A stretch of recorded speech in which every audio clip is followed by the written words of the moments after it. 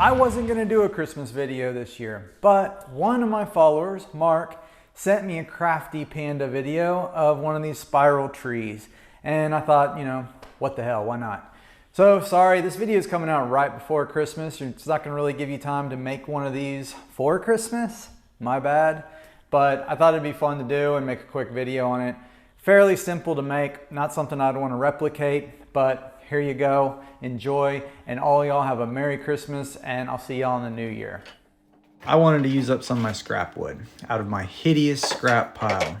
If you followed this channel, you know I hate this scrap pile, and I've been meaning to make a scrap bin for it, and that time will come. Maybe 2024 is the year. But anyways, I went ahead and grabbed me some cedar out of there, and that's what I was mostly gonna use. I also had some 2x4s.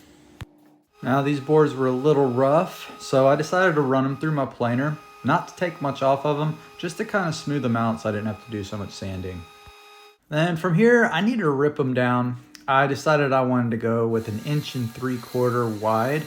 That was gonna be the slats for the spindle portion of the tree.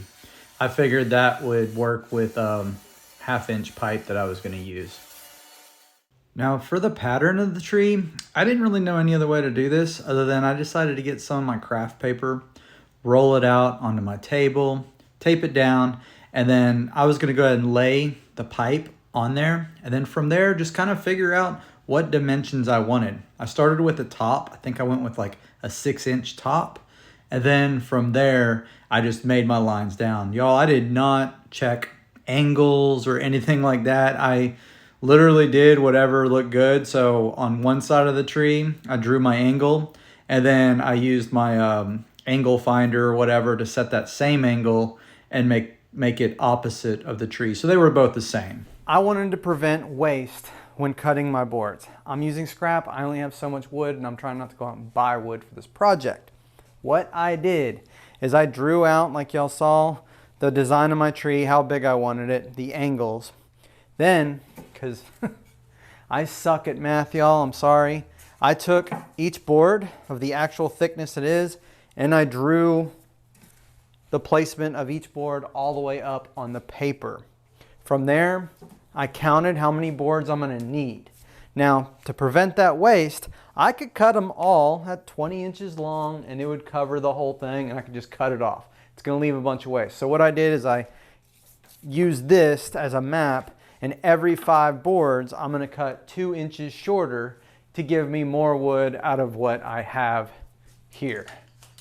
That's all I have. I set up my saw to cut the pieces for the first measurement of 20 inches a piece, and then cut 5 of those, 5 at 18, 5 at 16, 5 at 14, 5 at 12, 5 at 10, 5 at 8, and then 5 at 6, I believe is what all the total numbers were. This left me with very little waste, and I barely had enough boards to cover the whole tree. And as I was cutting these pieces, I was just setting them in the order they were gonna be in over on the template. After getting all of them cut and placed on my little paper there, I went ahead and clamped them up and taped them up. I taped them up really good because I knew I was gonna be sawing them down. I didn't want them to come apart as I sawed off the edges. To get ready to cut the edges, I went ahead, used a 2x4 to clamp down the other side to my table because it was kind of an awkward position, and this would be the best way for me to secure it to my workbench. Now I had to set up my straight edge for my circular saw. I know that my circular saw from the edge of the guide to the blade is 1.5 inches. So I went ahead and set up this 3-foot metal straight edge. It's a yardstick. I use it pretty often to make these straight cuts. Set it up 1.5 inches off the line I'd drawn on the side of the board, and I was gonna use that to make my cut for this side and the next side. Once I got that straight edge all secure, I was ready to make my cut. This is pretty easy, y'all. I even did a video on how to make straight cuts like this. You go check my other videos, and if I remember, I'll link it in here. But I just use that as a guide and run my circular saw right down it. Makes a perfectly straight cut, and it turned out fantastic. And then, of course, I just turned it around, and I did the same thing on the other side of the tree. After that, I got it taped up really good, and to the best of my ability, I found center, and this was to drill the holes. I figured out how many boards my drill bit could go through, and it was about 3 of them. I used a 1-inch Forstner bit to drill these holes, and I just took 3 at a time in order, and using that line that I made for the center, I just kind of eyeballed it to the center of the bit and drilled through it. And I did this process all the way through. In the Crafty Panda video that was sent to me, they let the slats go all the way down to the base.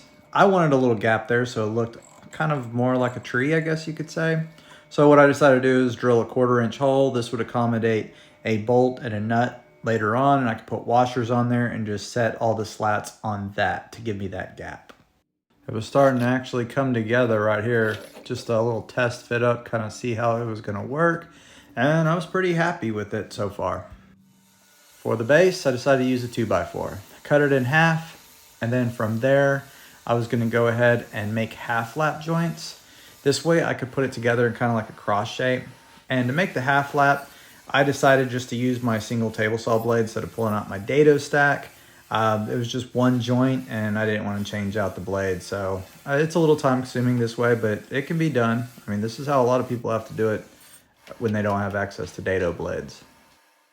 Okay, so I planned this out some in my head. The plan was to get pipe that had threads, get pipe caps, and I was going to use those pipe caps on the base, drill a hole, epoxy it in, and then epoxy it into the star. This way I could tighten it all down together, and it could also be broken down easily. This was the plan.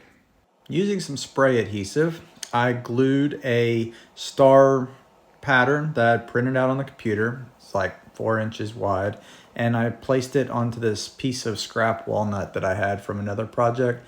Walnut was about 2 inches thick, and I don't have a bandsaw, so I was gonna have to use my jigsaw. It was not easy, I'll tell you that much. I wish I had a bandsaw in times like this, but I made do, and it took a little more sanding and cleanup, but overall I was pretty happy with how it turned out. Almost 2 inches thick. Now I was gonna need a drill at the bottom of the star, the same size hole that I used for the base. This was to accommodate the pipe cap. So what I decided to do was cut this piece out from the star that I'd cut out. This way I could use it to set it in there up straight, clamp it to my fence on my drill press, and then I could drill into the star on the bottom. That's how I did this. I don't know if this was the best way or not. If you have a better way, please leave it in the comments. After that, I went ahead and sanded the star down to 220. Did some hand sanding and stuff on it too to kind of round off the edges and make up for some of the, jigsaw cutting that was used. But it turned out really good. I was happy with it. The epoxy I used is a 2-part JB Weld epoxy. You can get it at any hardware store probably. I think I got this at Ace. But what I did from here is I went ahead and used tape, kind of build up the sides because that corner right there was lower, and I wanted to make sure the epoxy filled all the way up to give as much strength as possible to the pipe cap. And at the same time, I went ahead and epoxied the star and the base at the same time. I'm not gonna lie, sanding on the slats kind of sucked. I started with like a 60 grit heavy duty sandpaper, did both sides of it while it was clamped together, as you can see in this picture. And then from there, I took it all apart and I sanded every single slat to about 120 grit. I did tops and bottoms. I wanted to make sure they were smooth, and I just did this and put them back in order.